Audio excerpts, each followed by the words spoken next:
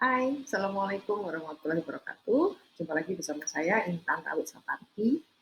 Kali ini kita akan membahas sebuah topik berkaitan dengan kajian semantik terkait pemakaian bahasa. Nah, dalam memakai bahasa sehari-hari, tentu saja kita manusia tidak bisa lepas dari aneka macam tanda, ya. Jadi kita selalu terlibat dalam proses komunikasi untuk mengidentifikasi, untuk mempersepsi, ya, dan juga untuk menafsirkan tanda-tanda. Nah, jadi secara sederhana ada tiga hubungan, ya, hubungan antara penanda dan juga petanda. Yang pertama adalah icon, indeks, dan juga simbol. Nah, sebelum kita lanjut membahas tentang tiga macam tanda ini, apakah teman-teman sudah mengetahui perbedaan di antara ketiga hal ini, icon, indeks, dan juga simbol? Nah, untuk lebih jelasnya kita bisa lihat tanda berikut ini. Apa yang teman-teman pikirkan ketika melihat gambar disket dan juga gambar gunting?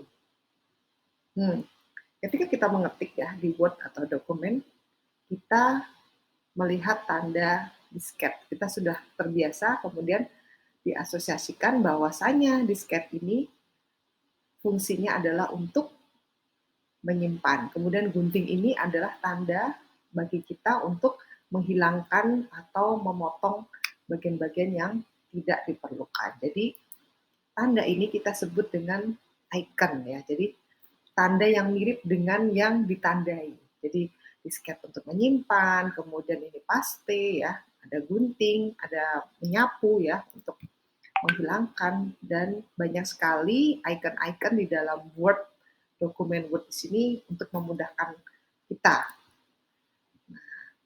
Ini adalah icon. Berikutnya kita lihat tanda-tanda berikut ini, tanda-tanda yang punya hubungan alamiah, ya, misalnya seperti mendung, ya, langitnya hitam.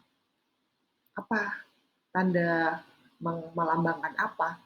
Jadi kalau ada awan hitam berarti mau hujan. Ada asap berarti ada api. Jadi indeks adalah tanda yang memiliki hubungan alamiah dengan yang ditandai. Jadi mendung tadi melambangkan hujan, asap adanya api. Itu adalah indeks, ya. Jadi pertama tadi ada icon, yang kedua ada indeks, berikutnya adalah simbol. Nah, di sini teman-teman melihat simbol. Apa sih simbol? Kita melihat bendera merah putih, oh Indonesia. Kita melihat simbol ini, oh ini simbol untuk umat Kristiani. Jadi simbol adalah tanda yang memiliki hubungan kesejarahan atau konvensional dengan tanda yang ditandai. Nah, tanda selanjutnya yang akan kita bicarakan adalah tanda alamiah, ya. Jadi ini hubungannya dengan fenomena alam, diciptakan oleh alam, bukan diciptakan oleh manusia. Jadi semua yang hubungannya dengan penglihatan, suara, bau-bau itu adalah tanda alamiah, ya.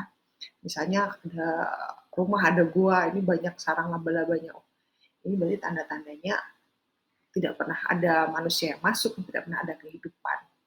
Nah, berikutnya selain tanda alamiah adalah tanda konvensional. Nah, ini tanda yang diciptakan oleh manusia, jadi digunakan untuk menyampaikan pesan kepada orang yang melihat ataupun mendengar. Contoh yang sering kita lihat sehari-hari adalah rambu-rambu lalu lintas, ya kan? Kita lagi di Bagjo nih, gitu kan? Ada tanda belok kanan atau belok kiri, dilarang parkir. Nah, semuanya itu pakai tanda-tanda yang dilihat, yang digunakan untuk menyampaikan pesan, ya. Kemudian ada juga sirine, ya. Kita mendengar sirine dari ambulans atau pemadam kebakaran, otomatis kita akan minggir gitu, ya. Oke.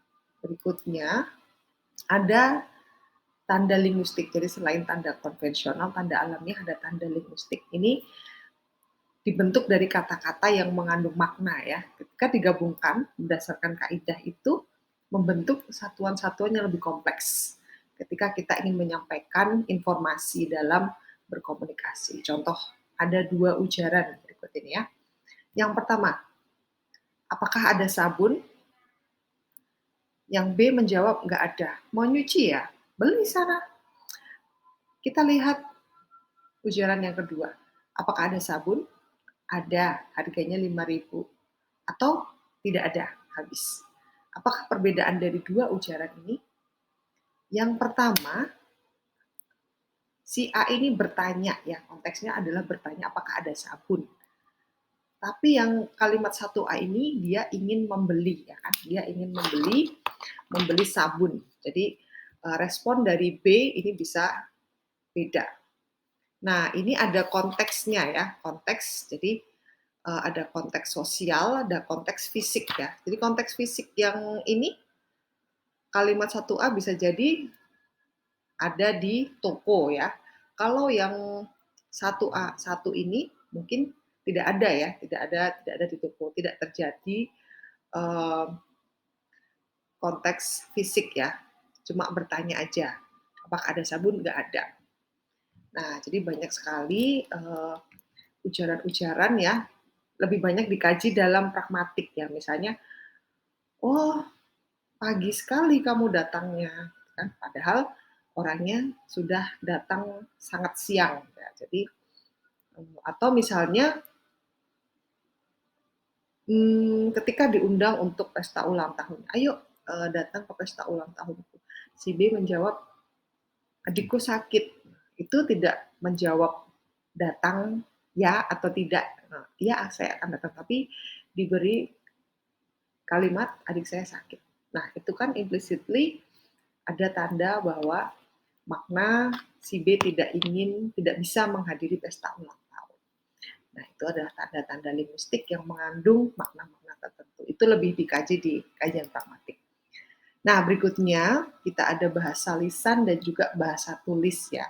Jadi bahasa lisan merupakan objek primer, sedangkan bahasa tulis adalah objek sekunder.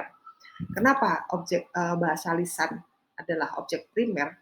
Karena ketika kita berbicara secara lisan, itu banyak disertai dengan intonasi, kemudian ciri-ciri porosodi ya, ada tekanan, nada, durasi, dan juga jeda, itu sangat mempengaruhi makna. Bisa sangat mengubah makna dengan satu kalimat yang sama. Nah, kita lihat contoh dengan pemakaian nada yang berbeda pada kalimat ini. Dia dosenmu. Nah, ini adalah sebuah pernyataan ya. Dia adalah dosenmu. Nah, ketika ini naik, intonasinya, nadanya naik, dia dosenmu. Nah, artinya adalah bertanya. Jadi ketika kita secara lisan itu banyak sekali ya, banyak sekali ciri-ciri porosodi tadi, nada naik dan juga turun ya.